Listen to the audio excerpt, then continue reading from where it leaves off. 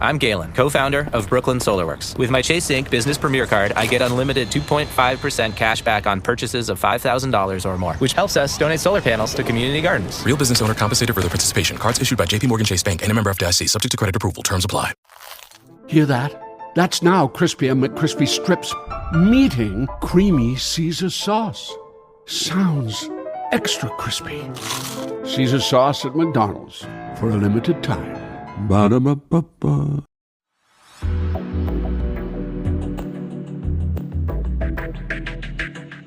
For many of us, medicine refers to the pills we take to keep sickness at bay. But Dr. Geeta Maker-Clark argues that this modern definition has erased an entire world of healing from our lives. Her new book, Medicine for All People, Science and Ancient Wisdom for Revolutionary Healing, encourages looking into the past to guide the future of health. That concept of nourishing what is forgotten has guided my medical career. And the previous phrase before it that was given to me by a wise mentor was that my job was not to fix what was broken, but to nourish what was forgotten. And I think that, when we focus on the things that are broken and trying to fix them, we actually realize that that is an impossibility. What a medicine should be and needs to be is something that is accessible, that is around us, that feels natural and healing and softening to embrace, and that works well and makes us feel better ultimately by using it, by taking it, by enjoying it. Maker-Clark is the Director of Integrative Nutrition and Advocacy at Endeavor Health and the co-director of the Culinary Medicine program at the University of Chicago Pritzker School of Medicine.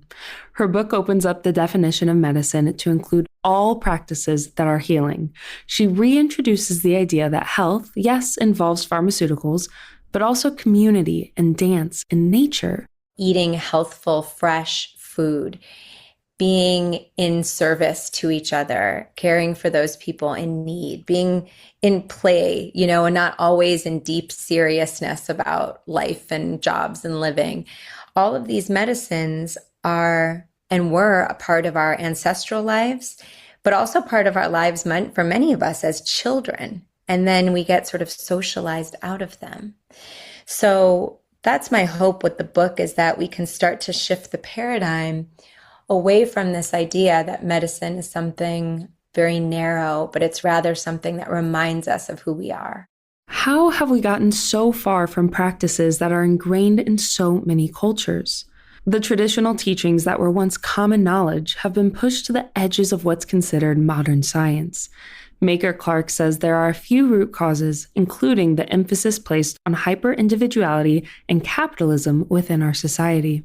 So there's a shift that came from these broader, economic policies, economic focuses like the capitalist movement that actually drew us away from collective care and really focused on the individual. And I think that's at the root cause. I'm a root cause doctor, and that's what I'm interested in. And so then when I really think about why we're at this place, I think it really started with that. And then also the industrialization of medicine and food systems, which really drew us away from land and growing and soil health and the traditions that came from that, as well as the pharmaceutical industry having more and more influence on medical care, such that medical education also became very focused on pharmaceuticals. Her book explores all different kinds of traditional practices that are organized into 3 categories labeled as remembrances. Remembrances meaning we are going to remember these medicines that have brought us here, remember that these are medicines that we have used and still use. And in Remembrance 1, I call this Medicines of the Earth. And this aspect covers nature, food, and plants. The second remembrance focuses on the medicines of connection. So this is where we bring in community and seva, which is the Sanskrit word for service, and trust. And then Remembrance 3 are the medicines of the spirit. And these I covered as dance, gratitude, and play. And then finally, I brought it all together into the medicines of love and justice, because as we sort of bring all of these concepts and ideas together, at their core, the concept that we must all be healthy, otherwise none of us is healthy, is really vital, I think, to an understanding of how we can be a healthier society. Maker-Clark argues that healthy communities produce much better long-term outcomes than just focusing on individualism. In fact, she says our current model works against our physical, mental, and spiritual health. We are herd animals. We are meant to be in packs. We are meant to be reliant upon each other. And we've always required that for our survival, in fact. So our brains and our very physiology require us to feel a sense of safety and belonging when we are together and working together. And we actually do heal best when we are in relationship, not in isolation. The benefits of community don't just come from what it can offer, but what you can pour back into it. Many of the practices Maker-Clark writes about may be already ingrained in your life, but just because you're going through these motions doesn't mean you're getting the most out of them. I mean, you can go for a walk outside and come back feeling just as stressed as you did when you left, right? Or you can, maybe once in a while go to a dance party and not have it considerably move the needle of your stress levels. So I think the presence and awareness of the real import of these medicines is what will make the difference, and why I wrote the book as such a science-based and evidence-based book as well. Because I want to really remind us that these ancestral medicines really work when we open ourselves to them and let them work. And for that to happen, we need to be present. We need to be present to the experiences of being in community and sharing, of offering our services to those who need us, of letting go of being so serious all the time and finding moments to be playful with our families and with our friends and even with our own selves. Mindfulness in and of itself can act as a medicine, as well as making other practices more effective. Maker-Clark wants us to realize that medicine is all around us and readily available. We don't have to wait to see a doctor in order to start healing. In fact, nature has its own pharmacy that you can access simply by walking through a forest. A lot of it is that smell that we smell when we enter the forest, that wonderful fresh air, earthy, leafy, petrichor, as it's called, that smell that's filled with these volatile organic compounds are the basis of the forest's immune system. These chemical compounds facilitate communication between trees and protects them from insects and harmful bacteria. However, it's only recently been discovered just how powerful they can be for humans. It was found that they contain these incredible constituents called phytoncides. And phytoncides are more than just chemical defenses.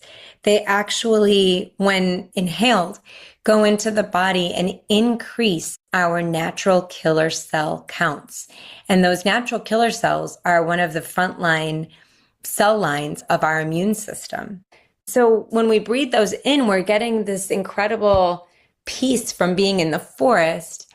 We're having an enjoyable experience of being in nature with beautiful, filtered, clean air. And we're also inhaling chemical compounds that are literally strengthening our immune system modulation, which is one of the most meaningful and important aspects of staying healthy through the lifespan.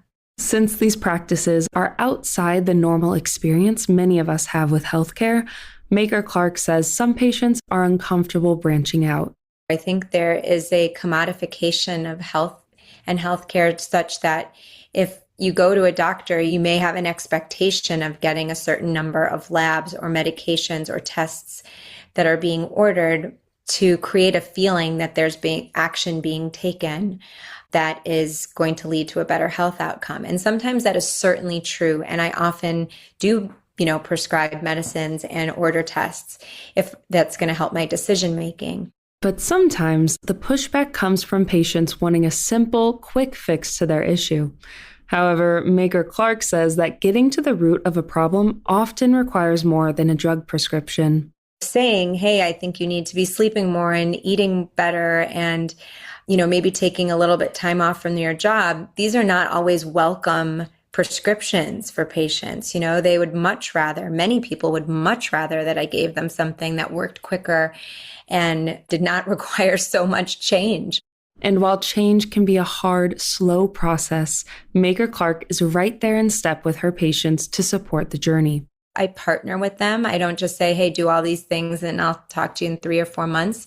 I'm like, these are the steps in which we can slowly take, smaller steps to get to this higher outcome that we're looking for and make them easy enough to succeed with that a patient can actually start to feel better and then have more energy to work towards the other goals that they have.